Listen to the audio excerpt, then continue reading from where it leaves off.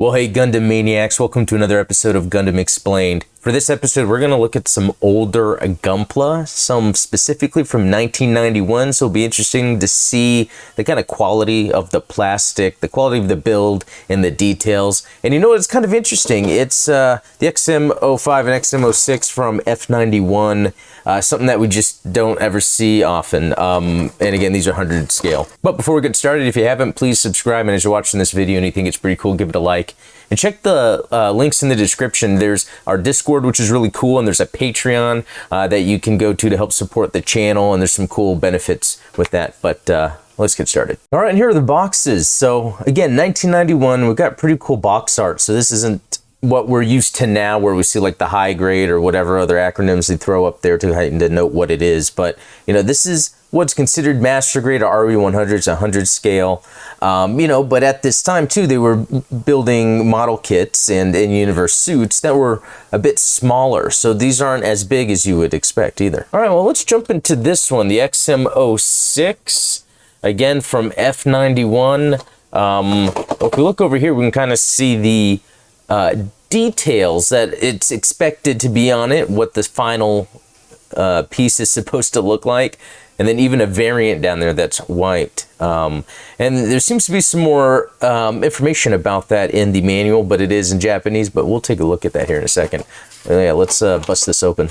All right, so here we have it. Here is the kit. I built this a couple years ago, actually. This is when I was first getting into it, and I was interested in not only F91, but also the older kits to see what that was like. And let me say, it was pretty interesting. If you're not familiar with the different types of plastic, it might be hard to tell, but by looking at it, you might be able to tell what the plastic is like. It's the lighter, more brittle, doesn't look as good. It might be even hard to paint, I don't know, although the painting is something we'll have to do. And it's got tubing here, though, that is of a cool quality, like a little plasticky, rubbery.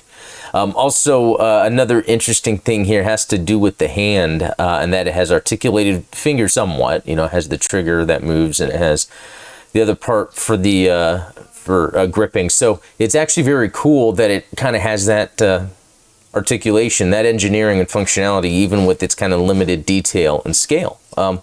I would even say, looking at it, it could be just me, but like the scale, the proportions are off just a bit from what the actual accurate version looks like.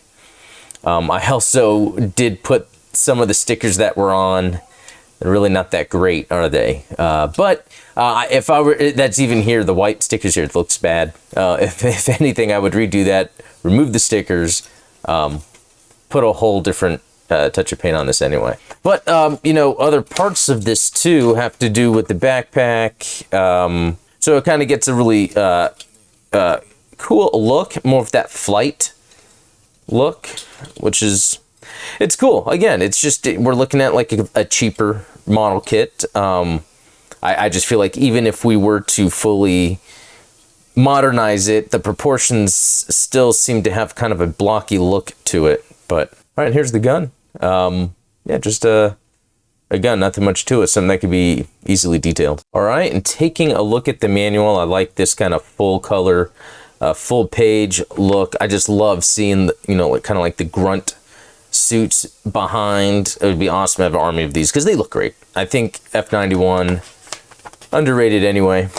Yeah, within the manual, we got some more color here. I mean, look at that. We can see a really good anime interpretation of the design and the proportions and how that does look a little better. You know, a good modern version would be awesome. And then a look at the instructions itself to build. As you can see, there's not much to it. It wasn't the most fun build. You know, older engineering, older technology, whatever, materials. Not that great, and we can definitely see a difference of the straight build with some stickers and then what a fully detailed version would look like. And gotta say, that does look pretty cool, but it looks like it would be a lot of work. But I think there's some more updated customization you can do with this kit. So yeah, very cool. All right, and this next one, the XM05, cool looking baddie. It's almost like it's got a V-fin, but not quite, and it has that evil look to it, like Darth Vader almost. Just very cool. Look on the side what the tall box, huh? What the finished version is supposed to look like. Again, kind of weird with the proportions on this. These older kits kind of had that look where it's a little bit stocky. But yeah, using those beam shields, we got a little bit of that. Some more looks at it. Yeah, let's get this thing open. All right, and here we go, right out of the box. Okay, so this thing is very limited on the details by a whole lot. We can see the arm is missing. Well, we kind of look at the other arm just fell off. But we could kind of look at the engineering here on how it works that arm. I mean, look at this. This is more fragile, not as sturdy construction here. And we can see why it's just kind of falling apart. I was just handling these actually before shooting this video, so it's just falling apart on me. It's pretty funny. That's the thing. They're not the best. You would want to glue probably some elements of this together.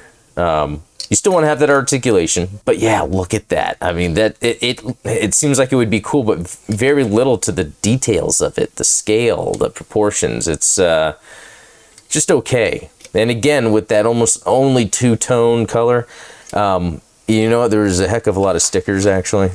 I didn't put any on. It was just a bit too much, and I just wasn't comfortable with the way it would look in the end. Here's that weapon. We see this in F91. Here's the shield. This thing's chunky, man. This is a big old shield. This is the size of a regular mobile suit. And then this one has on the back the backpack. Again, something else that was falling off very easily. We can kind of see where it just connects in there.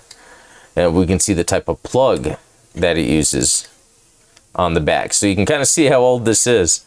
All right, and here is the manual. Again, I just love the artwork. Love the artwork, love how they have these manuals set up.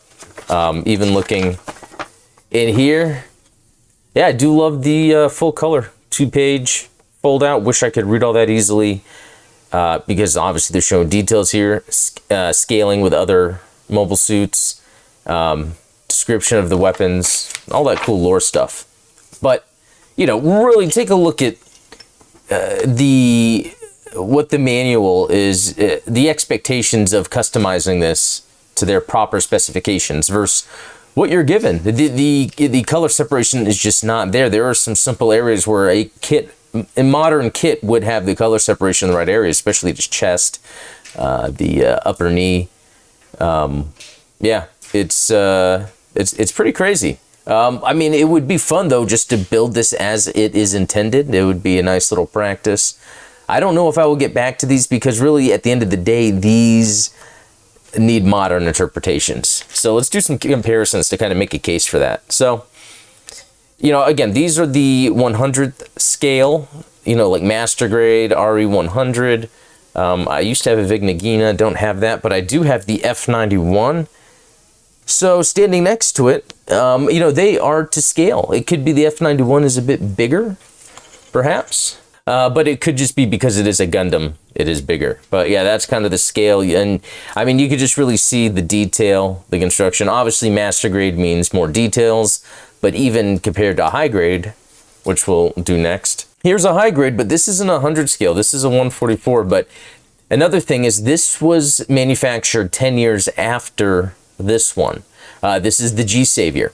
But with the G Savior, even though it is 10 years later, it still has a lower quality than what we're used to today with like the master grade F91.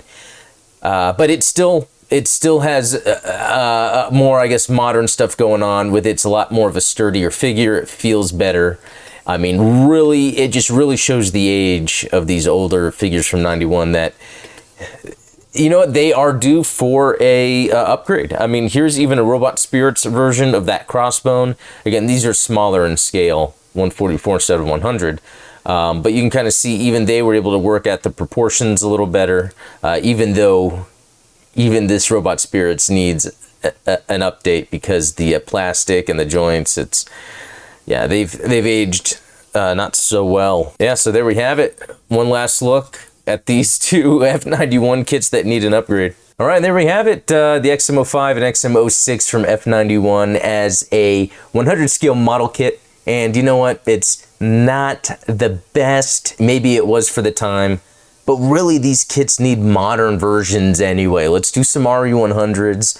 Let's maybe even throw in some master grades. There's a lot from F91 that still needs to be released out in model kit form. So let me know. What do you think? Have you built these older kits before? And if you've built an older kit, is there one that's like really hard to build or really troublesome, or some that are still worth building today? And what do you think about the F91 kits, especially these? I don't hear about these models, mobile suits talked about too much. We don't see the Gunpla out there too much. We see the F90 more than we see most suits from F91. So anyway, yeah, that's it. Thanks for watching. Please check the links in the description for the Discord, the Patreon. Consider supporting there. Yeah, it's a lot of fun. So anyway, we'll talk later.